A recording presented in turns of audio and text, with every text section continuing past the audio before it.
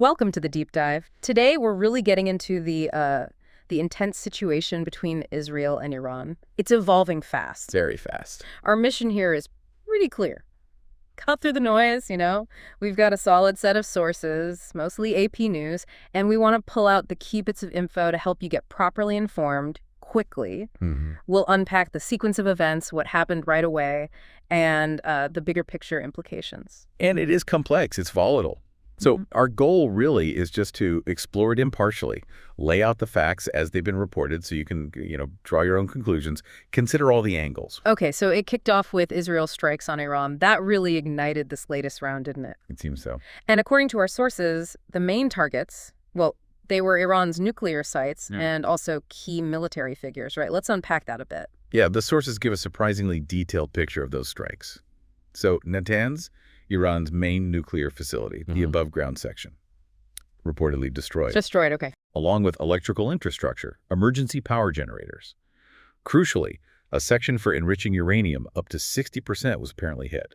Wow. And the underground part?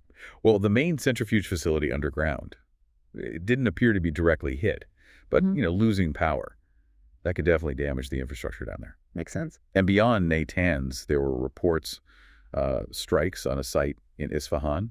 Sources describe it as home to thousands of nuclear scientists, Chinese research reactors. A significant target, then. Potentially, yes.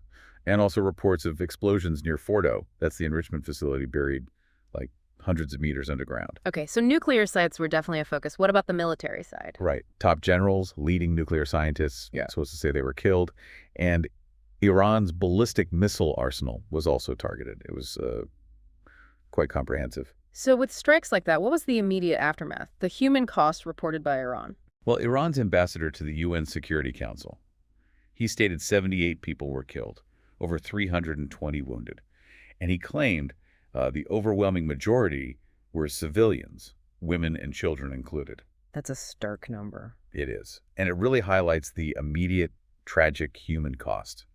There were also other reports from Iran attacks on 11 military sites in East Azerbaijan province, another 18 killed there, including one Red Crescent aid worker, like the Red Cross locally. And it's important context, isn't it? Israel had threatened strikes like this for years. Absolutely, for years. And our sources mentioned that previous U.S. administrations actually tried to stop them. Why was that? Well, the fear was twofold, really. First, sparking a much wider conflict in the Middle East, a big concern. Understandable. And second, just doubts about how effective strikes would even be against Iran's nuclear program, given how dispersed and, hardened it is. It's been a long-running tension point. Okay, so Israel strikes, and then Iran's response. It wasn't just swift, it sounds like it was huge. Oh, it was massive, yeah. Sources describe this barrage, right? Long-range missiles aimed at Tel Aviv, Israel's commercial hub. Yeah. Iran's state media reported launching hundreds of ballistic missiles. Hundreds. And there were confirmed reports of a second wave, too. Must have been terrifying on the ground. The descriptions are pretty dramatic, almost cinematic, like you said. Sirens, booms over Jerusalem, Tel Aviv, missiles leaving these yellow streaks like comets, explosions lighting up the sky. AP journalists said the rumbling was like a thunderstorm. And the impact inside Israel, the human cost, the damage. What did the sources say? Well, Israel's paramedic service reported 34 people wounded in the Tel Aviv area just from that first wave. Okay. Including one woman critically injured, trapped under rubble. There was this one incident in Ramat Gan, just east of Tel Aviv. Right. Really quite harrowing.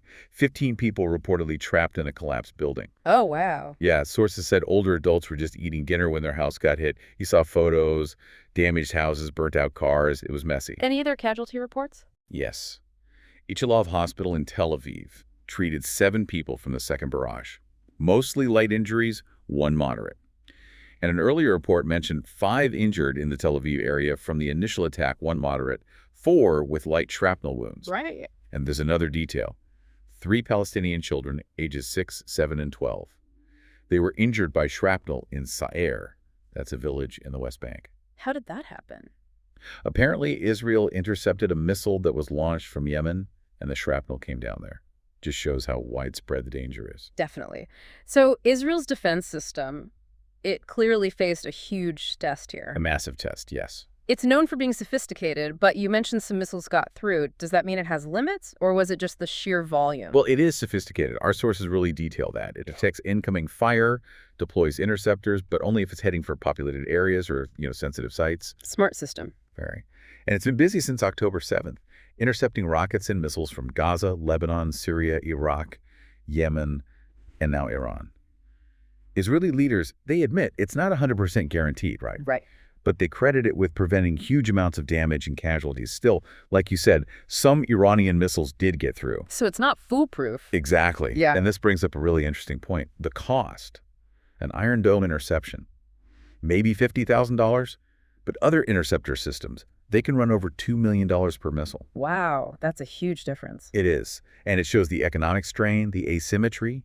Yeah. Defending against hundreds of missiles, that gets incredibly expensive very quickly. Yeah, I can see that. Our sources also touched on the military comparison, Israel and Iran. Similar troop numbers, but very different approaches. Strikingly different. Yeah, Iran has this large standing army, but it also relies a lot on proxies, undercover ops. Though sources note those have been, quote, severely disabled recently by U.S. and Israeli actions. Okay. And Israel? Israel uses subterfuge, too, but also has very robust regular ground and air forces, described as apparently unmatched in the region. So different strengths, different tactics. And the U.S. role in this defense, they were involved. Oh, yes. They assisted Israel with intercepts, using their own ground-based air defense, Air Force fighters, destroyer-based missile defenses. So active help? Active help. They specifically deployed the USS Thomas Hudner and another destroyer to the Eastern Med, partly to help with intercepts, partly to protect U.S. bases there. It was a clear signal of support. Okay, let's zoom out now. The international reaction, the ripple effects. What happened on the world stage? Well, the diplomatic lines lit up immediately. The UN Secretary General Guterres, he urged both sides to halt their attacks. Said, enough escalation, time to stop, peace and diplomacy must prevail. Strong words from the UN. Yeah, and he spoke directly to Iran's foreign minister, too, urging maximum restraint. Stressed the region just can hardly afford more escalation. And the UN nuclear chief, Grossi, he specifically reported on that damage at Natanz. What about other major powers? Russia. Putin got involved, called both Israeli and Iranian leaders, urged de-escalation, condemned the Israeli attacks to Iran, offered condolences, but told Netanyahu the nuclear issue needs a political, diplomatic solution, even offered to help mediate. Interesting. And the U.S. beyond the military aid? Well, President Trump urged Iran to make a deal before it's too late. And a senior State Department official warned Iran and its proxies, basically said the consequences would be dire if they targeted Americans or U.S. facilities, but also stressed the U.S. still wants a diplomatic resolution. Yeah, and the U.K., France. The U.K. Foreign Secretary, David Lammy, urged restraint, called it a moment of grave peril. Importantly, he emphasized Britain was not involved in the strikes, and President Macron actually postponed a big UN conference on the two-state solution for Israel-Palestine, cited logistics, security, Palestinians unable to attend. The timing. Yeah, the timing makes sense. And the economic impact, was it immediate? Oh, very immediate. Oil prices jumped 7%, back to levels from earlier in the year. Just worries about crude flow disruption, Right. Markets hate uncertainty. Exactly. And U.S. stocks took a hit, too. S&P 500 down 1.1%, Dow Jones dropped 1.8%, NASDAQ sank 1.3%.